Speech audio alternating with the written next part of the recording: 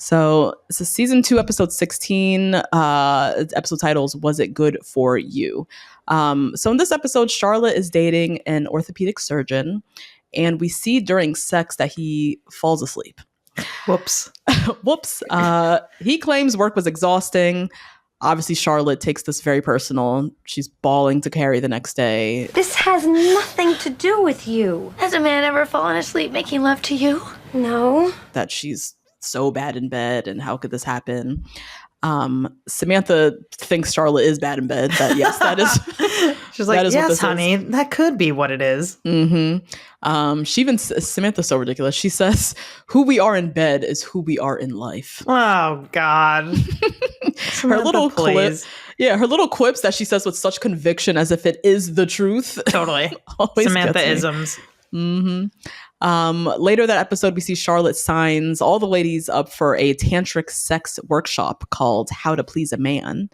And they're all cringing and laughing until the lady instructor pleasures a man right in front of them, and he shoots cum on Miranda's face. So. Correct. Now, Samantha, this episode, she goes out to dinner with her, a gay couple, David and David, friends of hers. The names. I love it. I can't. And they proposition her for sex. They're gay men, but they've never had sex with a woman. And of all the women they know, they think Samantha's probably the best in bed. So let's do it, Sam.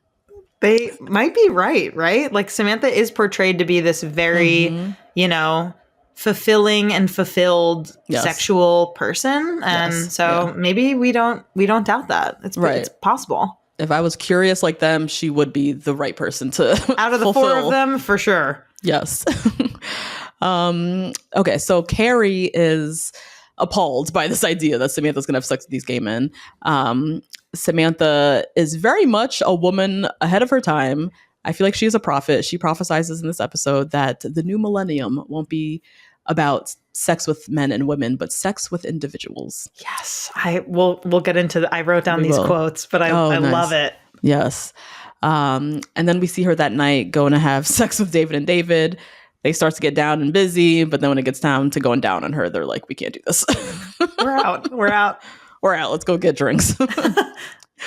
Now, Carrie, this episode, her question that she's pondering on is, are we secretly being graded every time we have sex? How can we actually know if we're good in bed? So we see her this episode. She goes on a walk. She meets this very good looking guy. I thought he was a hot guy. Handsome. Very handsome. He throws a cigarette. It burns her. That's how they meet. What a meet cute. Yeah. Oh my God. That's another thing I love about Sex and the City, because every episode they're like dating somebody else. There's so many creative meet cutes. Oh, I got to hear your top 3 at some point. Yeah, I need to put together my top 3 because there's a lot of them. Every episode somebody meets someone in some weird, way, and it's so like cute. Fall down the sewer grate, and I have to help them back up. Mm-hmm. Oh, hi, I'm Samantha. What's your like? So yeah, she meets this guy, Patrick Casey. He's a movie composer. They go for coffee and cigarettes, and as she's heading out, she gives him her phone number, which is very bold of Carrie. Now, 3 days go by, he doesn't call. She ends up bumping into him on the street as he's like talking to some guy, and she walks right up to him and is like, "Hey, what's going on?" And it's super awkward. And then she learns it's awkward because he's an alcoholic. He's standing outside of his AA meeting. And he didn't call her because his sponsor told him, you're on a sober journey. You really shouldn't be dating anyone for at least a year. But he decides to say, fuck it. I'm going to date this girl, Carrie. So they go on a little date. They go on a couple dates. Every date ends without a kiss. He kind of just walks away. Despite her really trying. I mean, the lean in. The secondhand embarrassment. Jesus. Right. Finally, on I think like the 3rd night, she just kisses him, invites him up, and he says he was hesitant because he's been sober and he hasn't had sober sex ever, it seems. They have sex. It's really good. Great. I mean, fantastic, according to him. Best he's ever had, even maybe. Best he's even ever had. And he now wants to have sex all the time. And she's like, okay, so it's like, ladies, this is getting out of hand. Like something's going on with him. So we see at the end of the episode, he and Carrie on another date. They're walking and talking. And he tells Carrie he loves her. A week and a half in. Talk about love bomb. I love you. I said it. Mr. Casey, you do not love me. You love you, not drinking with me. No. I love you. Talk about love bomb. This is very early days, my guy. You do not know this lady. And she's like, okay, whoa, like we need to slow down. And tells him like, you're sober. Maybe these are all these new feelings coming to you. You know, let's hang out next week. Go home. We'll talk again soon. He shows up later that night drunk. Classic. I know, the relapse, so sad. But yeah, he's a mess. He's screaming in the street. He's giving Stanley from Streetcar Named Desire, like stripping off his clothes, belting Carrie in the street. Calling her a bitch. Calling her a bitch, but also it's the best sex he's ever had. Like he is confused and drunk. Unhinged. And the episode closes with Carrie's narration saying 3 weeks later, she got a letter, which, wow, a letter.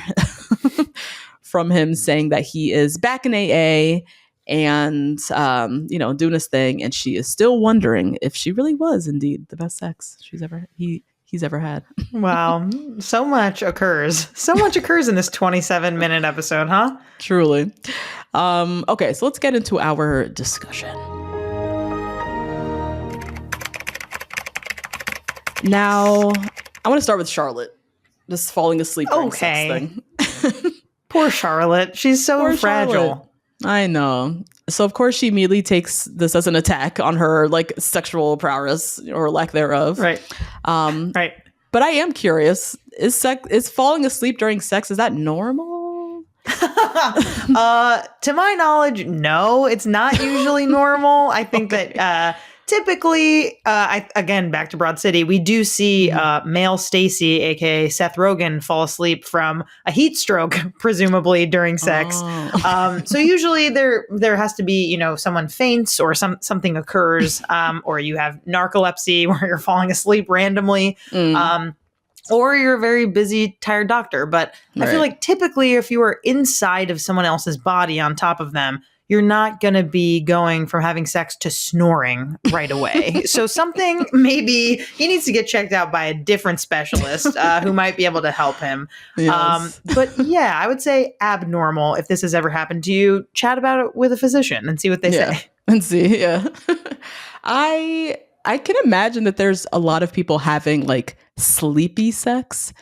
I'm thinking when they're just waking up, or they're, maybe their hands are kind of grazing and they're not really, fully awake yet. But snoring is kind of a whole different thing. Snoring is next level, yeah. But I'm also thinking like new parents, maybe like totally sleep deprived, but got a little horny, and they're like having sex, but it's real sleepy. Or this guy was an orthopedic surgeon, someone who's like a medical professional working the late night shift, comes home. They want to have sex, but they're like super sleepy.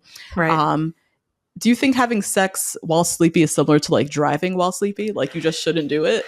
Yeah. I mean, I think that probably there are less harms because when you're driving while sleepy, you could kill somebody. Or yourself. But I do think that if you are kind of feeling really exhausted but horny, I would maybe recommend staying away from anything penetrative and maybe just focus on like hands and toys because it's a lot less effort, and you can equally get your rocks off and feel really good and make your partner feel good without putting so much effort and energy into it. So that would be my rec. Yeah. I can't imagine that sex while sleepy is really that good of sex even. It's probably not. No. I mean, I think for these women who are dating men, they don't live with them, theoretically they maybe only see them one or two or a couple times a week. So maybe there's kind of this pressure of like, oh, we have to fuck because we haven't seen each other in a while. And for a doctor, like if you, in the early 2000s, I don't know when they decided to change like laws around how long you could have a shift for, but I think people could be working for like 48 hours in a row and still not have to take a break. So not in the best, you're probably not going to be good at it either as the participant who's very sleepy. So Charlotte really should be worried about why he's not very good at sex because he's the one that's fallen asleep. I was watching this, I thought of how Esther Perel talks about sex, sex, I love how she says sex is not something you do, it's a place that you go. Oh, I love that. And journeying to that place while sleepy just doesn't really bode for a great trip. So I feel like it's just, we should just not do it. Just take a pause, maybe even after a 2-hour nap, then we can wake up and kind of, have a fresh thought. I do think it is kinky for people, like when they're sleepy. I've kind of heard like, oh, I kind of like when like I'm still sleepy and my partner is like, grinding up against me or, things like that. But I do think that is very different than penetrative sex when someone is inside the other person. Definitely. So I feel for Charlotte because I can't imagine not taking this personal. Completely. This happens to you, I get it. Right? Especially as a woman, when a man doesn't get hard, we're conditioned to immediately think it's somehow our fault, right? Or if we're not wet, like we're somehow conditioned, like, what am I? There's something wrong with my body, right? Right. Why is this just a patriarchy? Like, why? What is this burden of responsibility? Okay, just being all right. That's just checking. It's just misogyny and sexism. No big deal. Like the body and the mind like can be connected, but they aren't always. I do. I would be remiss to not mention that like. Typically, the reason why this works and like why this plot line works is because of the gender dynamic. Because like if it was a woman who was asleep, like we would immediately be thinking sexual assault and rape. And I think that like this dynamic in that way, it does feel like it rings alarm bells for me. But for this episode, because Charlotte is who she is, and as soon as she realizes, she wakes him up, right? It's like, we know the intent behind it is very different than like if the shoe were on the other foot. But to answer your question, yes, for sure. Like the idea of like, oh, I'm not good in bed because you're the one that fell asleep, or, oh, I'm not good in bed because I'm not wet enough for you. And so that's why, whatever the stigma and shame about lube, like there's so many different ways that this messaging specifically impacts women. And so, I think that like, I also do feel for Charlotte because she's such a student and a rule follower, right? She just really wants to get everything right. So I do feel for her in the beginning of this episode. This is rough. Now, Samantha says this episode, who we are in bed is who we are in life. What does that even mean? I'm sure that, in part she's kind of saying that like, if you're a really confident lover and if you ask for what you want and if you give other people pleasure, then maybe your communication is good, or, basically like if you don't ask for what you want or you're not giving someone pleasure in turn, that means like you're meek and like you are not someone who's gonna like get what they want in life, maybe. Yeah. She's trying to find that linkage between who you are, who your persona is, or how you appear to be as a sexual being versus, who you are in IRL, maybe. And you hear people talk about like, being more givers or receivers in bed. And if that somehow translates into the real world, like if I'm a giver in the bedroom, then somehow I'm more like generous, altruistic in life. Like, is there any truth to any of these quips? Has anyone done any studies on this? Like, great cue. I mean, I think when it comes to like kink and BDSM, and when we're thinking about like, power dynamics in the bedroom, this is anecdotal, and I'm sure that there have been some studies, but I haven't personally seen them. Please reach out to us. We clearly, Natasha, need to be looking at these studies, whatever's going on here. Yeah. But anecdotally, I feel like it's actually the opposite, that like once people are, very confident and they very much like dom in their real lives, like that person may want to sub in the bedroom and feel like I am always like ordering the groceries and I know when I'm picking the kids up and like I have our calendar and like I'm kind of sick of doing that. And in the bedroom, I want you to tell me what to do, and I want you to be the one to plan and you to be the one to tell me, what you love about me or whatever the dynamics are. And so I'm sure that, people are switches and they go from dom to sub, or, you know, maybe it does align if you're a dom in real life, you know, dynamics, and you want to be dom in the bedroom. But I do think for a lot of people, kink and BDSM and the bedroom can be a place to kind of escape real life dynamics and feelings that you're having about yourself and like the way that you relate to other people. Yeah, I definitely can personally relate to this. I think of myself as more of a receiver, more of the submissive, because I appreciate my husband in the bedroom being more the lead, the more dominant one during sex, which I do think directly correlates to, you know, running a business and being the decision maker and like being that person in control all the time, that I don't really want that much control, you know, in the bedroom. And so, yeah, I hear you, Samantha, with like who you are in the bedroom is who you are in life. But I don't think, as you said, I think it's actually the opposite probably for more people. I think, and I think that like when we're even thinking about the idea of what other kinds of things can come alive in the bedroom, like, you know, role play, fantasy, like for most people, right? Like if they're having vanilla quote unquote sex, that still could look and feel really different in the bedroom than their personality in real life.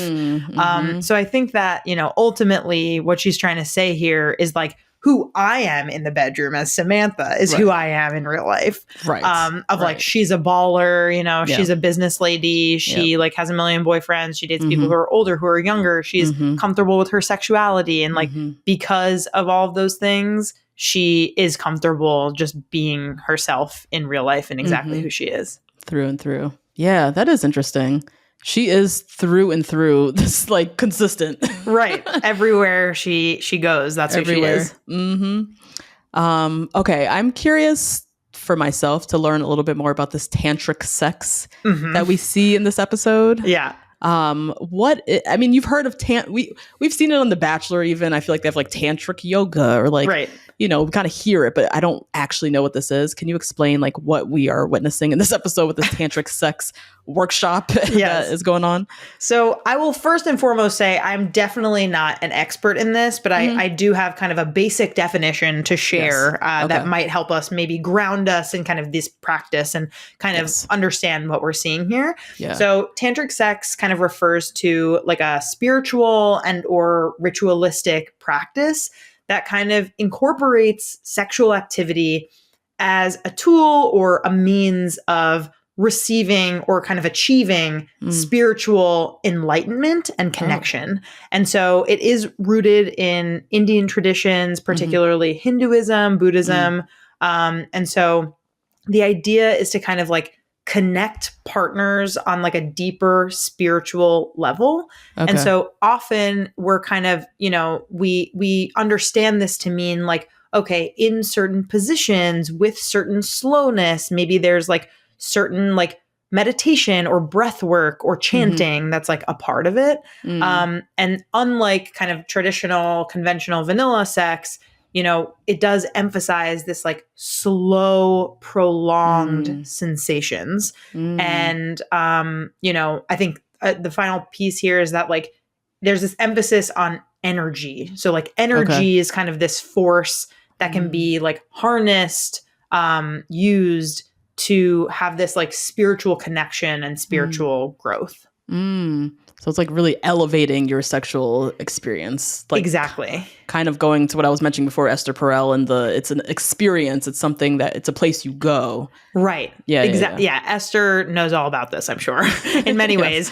You know, some people like therapists use it to kind of like use these principles in their sex therapy to kind of chat about like sexual dysfunction or trauma or how to improve communication between partners. Like ultimately, I think people use tantric sex and tantric sex principles to figure out how to like open yourself up to like pleasure, communication, being in your body. And it's like a complex, multifaceted practice that really like depends on your traditions, your interpretations, your beliefs. And like there are certain people who are teachers and qualified practitioners who have been doing this work, learning from people for years and years. And so again, like I am definitely not an expert, but this is kind of my understanding of the practice. Yeah.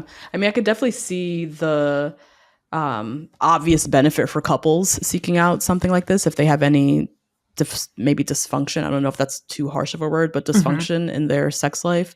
In this episode, we see the ladies, they're all single. They go as single women to this type of workshop. Is that something for people who, like, I don't want to say Charlotte is experiencing sexual trauma by any means, but she's currently just in her heart dealing with some dysfunction. Is tantric sex something that is often recommended for singles? Because as you said, it's about creating more of a spiritual connection. But if I'm a single woman out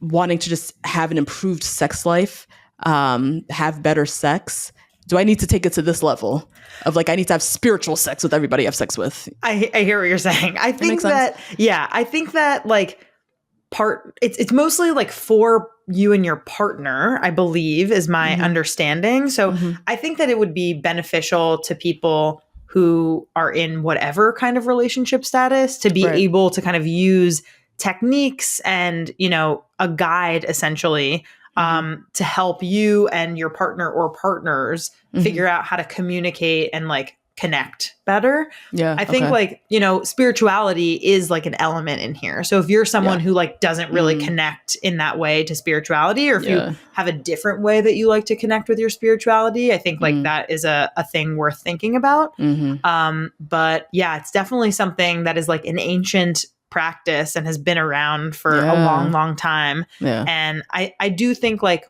ultimately the idea of it is so that two or more people, mostly, you know, it's framed in couples, can really engage with each other in like a meaningful and intentional way. Okay.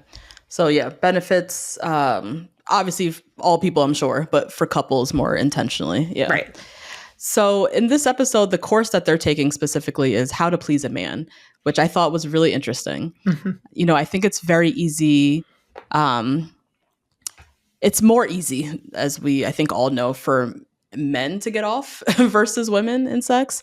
And I think we all kind of have this prevailing thought that largely men don't know what they're doing and they don't know how to please us. You know, a lot of them can't even find the clit. Like, correct. So the idea of this course being called How to Please a Man, you know, I'm initially thinking, you know, us women, we get it. We know how to please them. But is that true? Are women also similarly clueless about male pleasure? I love this question so much because originally I was just going to think like classic, we're like back in the year 2000, you know, when I first saw this course name, I was like, ugh, whatever. But because it is so kind of entrenched in like the tantric sex of it all and the idea of, you know, the perineal massage, which is like, you know, the area between the anus and the penis. Some people call it the gooch, I think. Okay. It's like what it's more known as for the layperson. And so, you know, I do think that like that is not really commonplace to talk about that. I don't think it's really that commonplace to talk about prostate massage and prostate play because of misogyny and because of patriarchy. Because if we're talking about a man's butthole and like using tools or toys or fingers, you know, immediately most straight men are thinking like, well, I'm not into gay sex, right? Like there's that kind of like stigma. But I'll use my fingers and touch your butthole, right? There's like so much confusion around like why is that okay, right? And it's really just culturally, it's stigma and shame, and homophobia, and so I think that ultimately, like men and people with penises do get pleasure from prostate play. They do get pleasure from perineal massage. Gay men for sure know how to please other men because they're the target audience. But I do think that when it comes to like a straight relationship and talking about like a woman being able to please a man, I think that women would be more interested in these different kinds of ideas if men were more open to it. Okay. Because I think that like anecdotally, it is kind of rare to hear, you know, average straight couple where the man is interested in, experiencing like the fullness of his body. Yeah. Because I think he was taught, from a very young age that like women go down on you, sex ends when you come. Like it's very penis focused. Yeah. And so, and I also want to say like, the balls, the testicles, like there's so many different ways to engage with play. And I think in general, not many women do know how to engage with that. And it's not for maybe lack of being interested, but lack of not, if both parties aren't interested, then it's a non-starter. Can't do anything. Yeah. Yeah. That is interesting. I feel like I personally, it took me a while to get used to the concept of saying out loud what I wanted and what I needed. And so as a man, added another layer of like, society's going to think I'm gay. If I even try to vocalize, let's go near the butt region. Right. And I guess I had another question around just like how we, men and women, build confidence to vocalize your needs and kind of really stand up to the shame of like, I might be interested in this thing.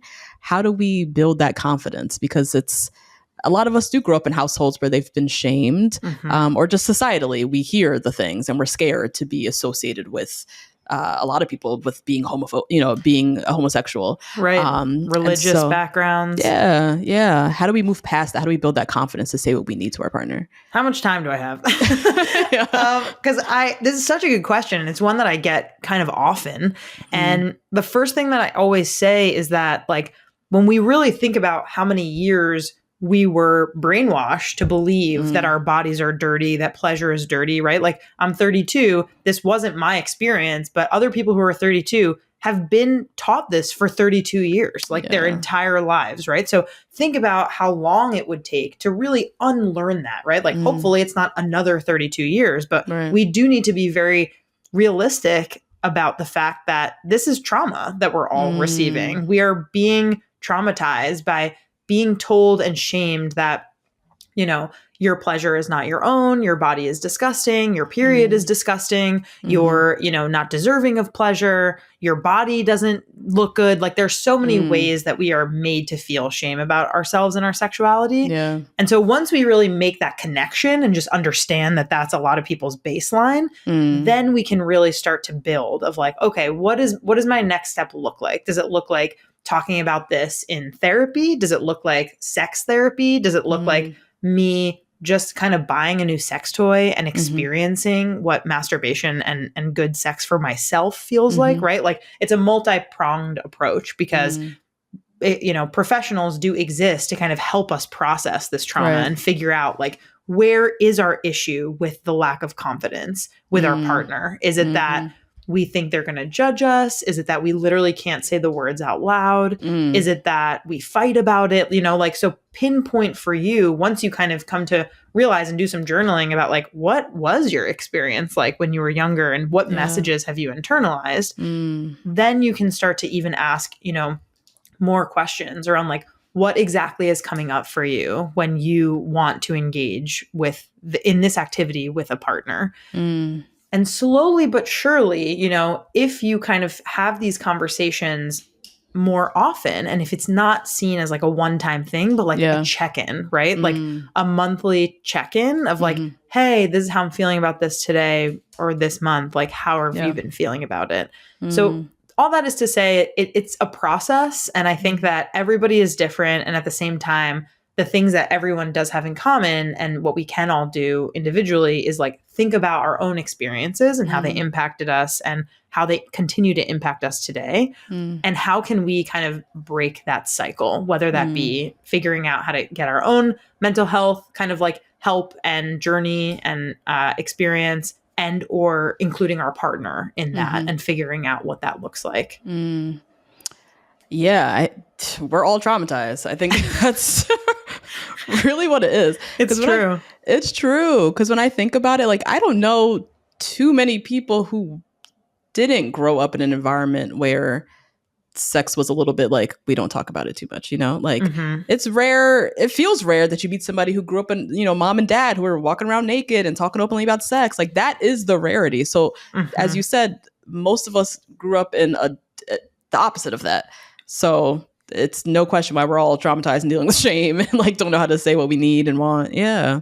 And it's not just our parents, right? Like it's the lack of education in school. It's that's a whole media, right? Like back to Sex and the City. Like there's a lot of issues with the way that, you know, media kind of portrays sex and portrays sex toys and portrays like the way that we want to engage in these kinds of behaviors and activities with people that we love and trust. Like despite us having good relationships, there's still so many people who I get emails from saying like, hey, I've been in a loving relationship for 8 years, but like my partner and I don't kiss anymore. We have like no passion. Like, what do I do? It's like, have you told each other that? Like, have you talked about it? Like, we're not really given these like conversation starters and tools as to like how to really feel uncomfortable, to be honest, like a good discomfort of like, let me be uncomfortable with something that might be a little scary, but ultimately it's for our benefit. Yeah. And there's even, because you would think your partner, this is my partner, I could tell them everything, but there's even shame within your partnership, you know, totally around what you need or kinks or what have you. And maybe even layer on top of that, shame that you feel shame that you can't even be open with your partner, you know? Totally. There's like kind of a conversation starter that I share with people to kind of be able to have these kinds of hard conversations. And like the first thing that you want to make sure of is, you know, consider the time and place, like the setting of the conversation. Is your partner in the middle of their workday and are you texting them? Think again. You know, that's not necessarily, you know, a good thing. Best time. Also, like getting a conversation set up in advance, right? So like going to your partner, even through text, if they're, you know, away for the day, and, you know, figuring out how to make it feel comfortable for you of like, hey, I've been thinking about this like sexy thing that I want to talk about with you. Like the next time that we have sex, like, are you free later tonight so we can chat about it? So like figuring out if there's a way you can make them feel like, oh, like she wants to talk about something sexy, right?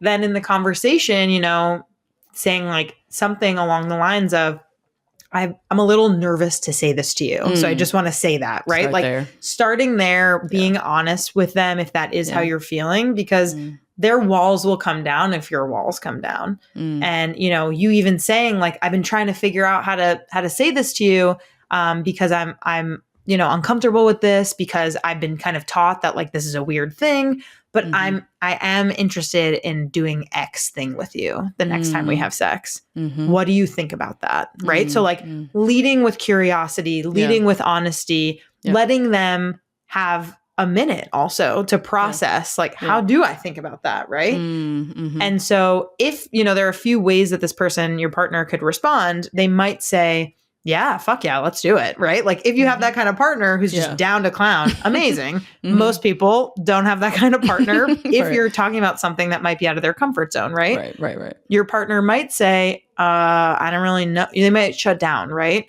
And it's your job as their partner to say like, hey, like I love you and I want you to have time to process this. So let's check in about this in a few days, right? Like you want to set it up for them and you did your job. You told them what you're interested in. Right. And if they respond in a way that is hard for you or you're confused about, know that that's not the last conversation you're going to have about it. It's hopefully just the first out of a few kinds of conversations. Right. So like get comfortable with this idea of being able to bring up hard things with your partner. Yeah. And I like what you said, like lead with I'm nervous or this is like awkward or like just state the obvious. Yeah. That usually and that's breaks okay. ice. Yeah. So I want to talk a little bit about Samantha, and as I said, I think she's a prophet.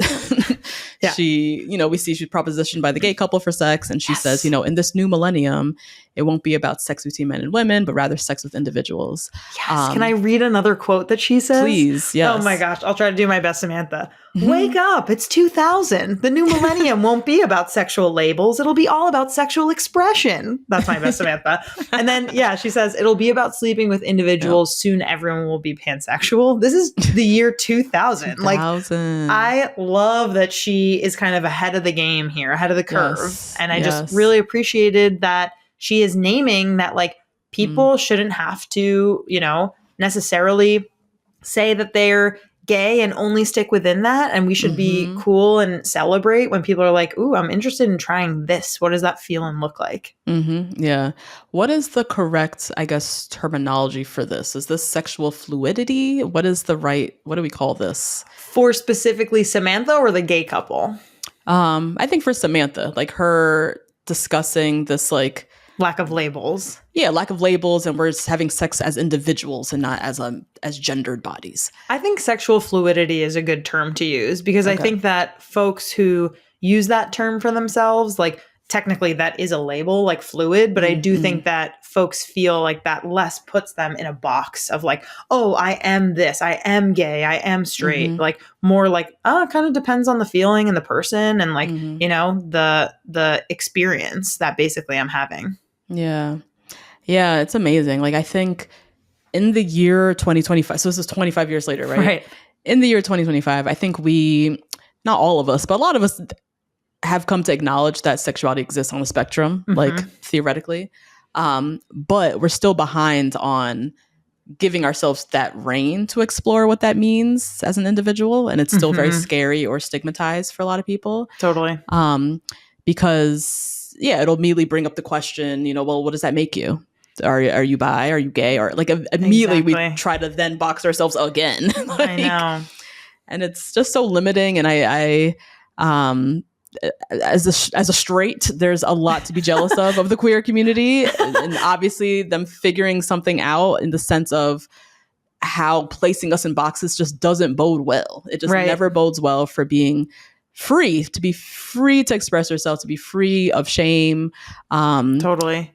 And yeah, it sucks that we theoretically know these things, but we're still like, oh, I don't know. I know. And I'll just speak as like a person who identifies as bi and someone who has been like really struggling with my sexuality label over the course of the past like 5-ish years. You know, I'm married to a man and a lot of people just assume that I am straight, or if I'm like, wow, I think she's super hot. They're like, what? Like they're confused by my statement of saying that. And I feel like for bi women in particular, bi people, if they're dating someone of the opposite sex, people just assume that you're straight and you're not visibly bi unless you talk about it, unless you say it out loud. If you're like in a straight passing like monogamous relationship, like bi people make up a majority of the queer community, and most bi people also don't feel at home in the queer community. And it's a part of, you know, feeling stigmatized, feeling shame, feeling like, well, why does that matter if you're bi, you're already with a man? It's kind of like, okay, but like, does it matter also that I want to tell you that I'm Jewish and that like I like celebrating Jewish holidays? Like it's a part of me. It's a part of who I am. Yeah. And so, yeah, I think that really is interesting to me, that like a majority of the queer community are bisexuals and that like a lot of bi people don't feel like they are welcomed by the queer community. Yeah. And there's a invisibility, right? Because as you said, it's not like, it's not plastered on your forehead. Like particularly if you're in a if you're in a relationship with a person of the opposite sex, how would we know unless you know, say it out loud, say it or print it on your forehead, you know? Exactly. So yeah, that's really interesting that there's that invisibility and the being kind of in the middle as a bi person, being in the middle of these two communities that no one is really trying to bring you in, you know? Totally. And fit. Yes. And thinking about too, like you said, how sexuality is a spectrum, even within your queer label, right? Like myself thinking about my sexual attraction as a bi person, like I could tell that like by and large, I'm attracted to masculinity. Whereas that doesn't necessarily mean men, right? Like women and non-binary people can be masculine. Right. And so I think like that has been interesting to like get to know myself, and for other like queer people to get to know themselves within their spectrum, knowing that like it's fluid and it can change over time. And there's just kind of like endless combinations of like feelings and like the way that you can describe attraction and how you feel romantic with other, you know, there's so many different pieces to sexuality. Yeah. And the vocabulary has become so much more rich that we can even articulate it. Like you even even just saying that, like, it's not a man that I'm attracted to, it's masculinity. Like, I don't even know if people 10 years, 15 years ago even knew the vocabulary to even articulate that feeling. Exactly. Yeah. So I want to end with Carrie. Of course. And she's dating an alcoholic this episode. He's in recovery, so shout out to him. But do you, in the work that you've done, do you have experience with working with individuals with substance abuse, having sober sex for the first time, or having sober sex again, almost like they're virgins in a way? That's what Carrie and this guy was giving. I was like, I never thought about that. Like that, if he's had sex since he was 18 and he's been drinking since he's 18 and he's, this might be the first time ever he's having sober sex. Like, is that something you've experienced before? And what is that like? It's such a great question. I've not even not experienced it as a sex educator, but I also don't think I've ever even had anyone on my podcast that talks about this, which is such a gap. I feel like there is such room for, maybe a sex therapist who focuses in on addiction. We have had someone who was a previous porn addict who was on the podcast and talking about her experience, like, after, being in recovery and kind of like what relationships and sex was like after that. But we haven't had anyone on specifically to talk about alcohol or drug use after, being sober and what sex and relationships are like. Yeah. My understanding is that, there is that AA 1 rule year that, like, you're supposed to be 1 year sober before you engage with, anyone. You're also not really supposed to, like, date anyone in the program. Yeah, I've heard that too. But I don't know. I think that I'd be curious to see, like, what folks' experience is like when they're in recovery, when they're sober, and what that's like to be single. And, depending on what city you're in, alcohol is kind of everywhere. Yeah. And so dating as a sober person must be a lot more challenging in many ways. And if you are someone who's had, sex exclusively when you have consumed drugs or alcohol, and then you're transitioning to, sober sex, I'm sure there's a lot of challenges in the way that we feel comfortable in our bodies, the way that we feel comfortable with other people in their bodies, being together. Like, there's so much there that I don't even know where I would start, honestly. Like, I'm intrigued. Do you know anything about this, or do you have any thoughts about this? I don't. I was really, just kind of like struck, like, wow, I can imagine coming out of the veil of substance abuse to having a clear mind, right? I can imagine sex with a clear mind would feel, as he's making it feel, like, or sound. This is the best sex I've ever had. Best thing I've ever had. Like, euphoric, magical. Like, I can only imagine that. So I'm really curious if there's anyone listening, anyone on Patreon, if you want to share in the comments your experience, either starting a sober journey or being with someone who's going through a sober journey and what sex was like. I would love to know more on that.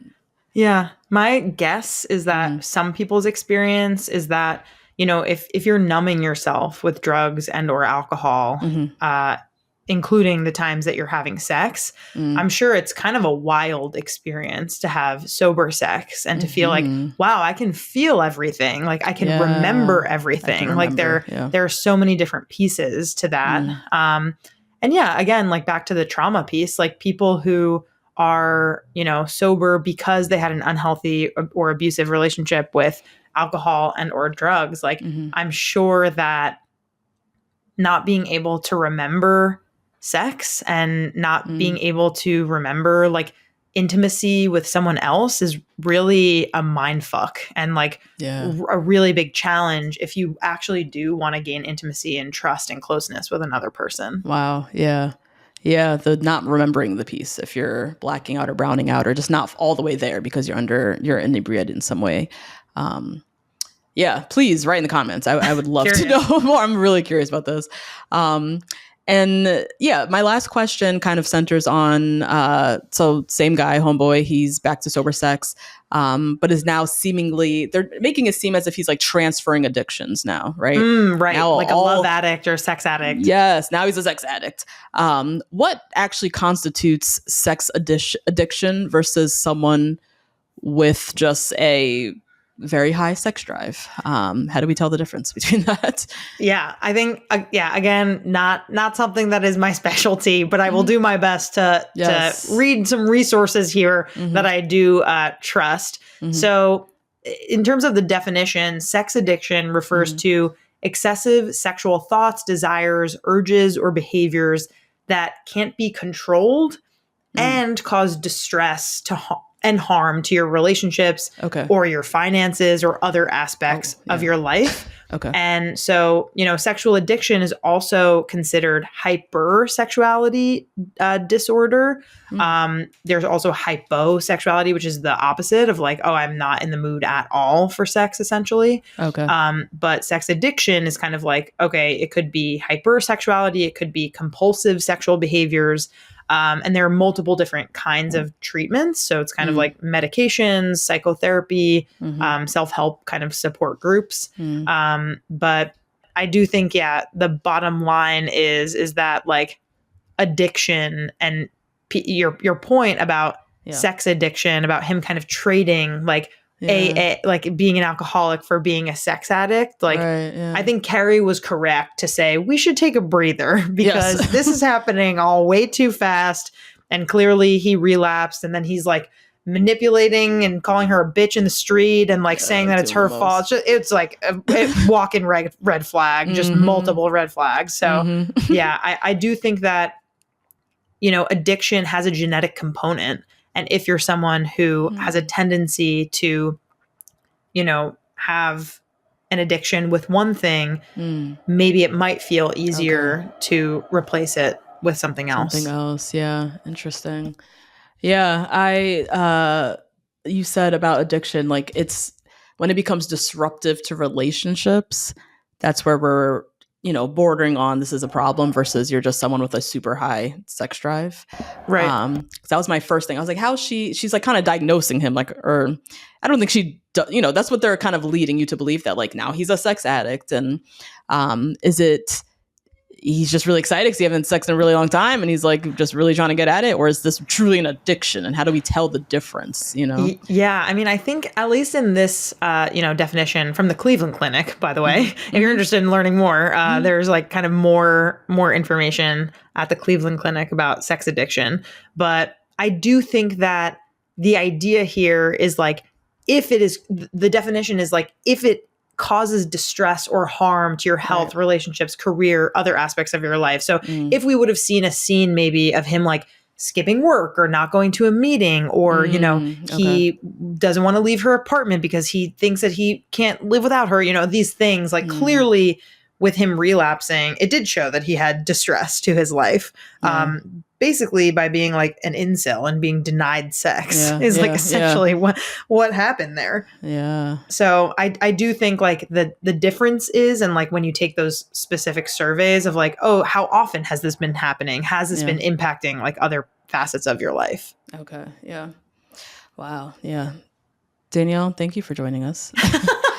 I got to cut myself off because I feel like we'll keep going and we're over time already, but I have like 1,001 questions. So obviously, hey, I'll come back. Exactly. Yes. Yeah. Thank you so much for having me. This has been a lot of fun. Of course. Can you plug all of the things, your podcast, anything exciting you're working on? Yeah. Sure can. Right now, Sex Ed with DB is in the middle of Rom-Com Vom, our mini-series, which you and Justine have been on to talk about how to lose a guy in 10 days. Yeah, so fun. And the one-liner there is that in every episode, we go under the covers with a beloved rom-com from our youth, strip away its hidden toxic messages, and rewrite the script on love and sex. So if you want to hear Rom-Com Vom, type in Rom-Com Vom, VOM, wherever you get your podcasts. And check us out on Instagram at Sex Ed with DB Podcast and on TikTok at Sex Ed with DB. And if you want to learn more about me, go to sexedwithdb.com. Amazing. Go check out Danielle and Romcom Vom and Sex Club with DB and all of the things. And yeah, thank you again, Danielle. We'll be back next week, guys. Thank you so much. Bye.